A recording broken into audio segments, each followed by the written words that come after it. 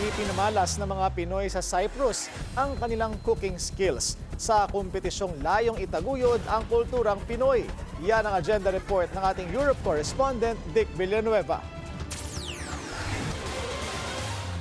6 na grupo ang lumahok sa taunang kompetisyon sa larangan ng pagluluto. Ito ay inorganisa ng Federation of Filipino Organization in Cyprus, kaakibat ang non-government organization sa bayan ng Nicosia. Layunin ng organizer na isulong ang pagpapahalaga sa pamana at kultura ng Pilipinas sa pamamagitan ng mga lutuin. Inumpisahan namin ang Pinoy Gourmet Challenge since 2016. So it's been like 7th season na ngayon. Nag-stop lang kami during COVID time. And actually, ang objective namin is ipakita kung paano ang mga lulutuin ang mga Filipino foods. Sa nasabing kompetisyon ay susubok sa pagtutulungan ng bawat grupo para ipamalas ang kanilang pagkamalikhain sa pamamaraan ng pagluluto, lalo na sa time management, presentation at environmental awareness.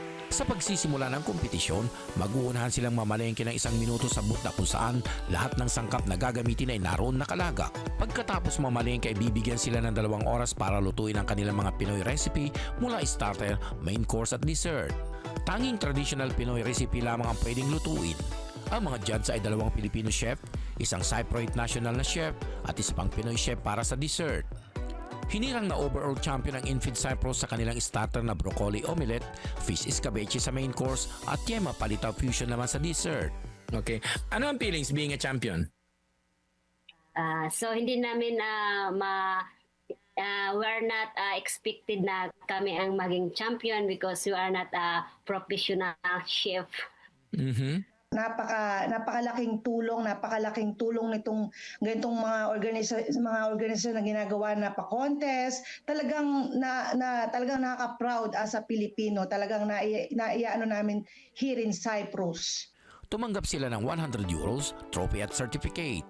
€50, trophy at certificate. Ang premyo naman ng Couples for Christ sa kanilang dessert na Braso de Mercedes na air fryer ang ginamit para i-bake at hindi oven.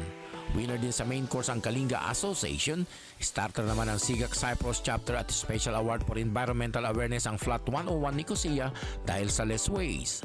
Ang Grand Champion ngayong taon ay sila magluluto ng mga leftover na sangkap sa susunod na taong 2026.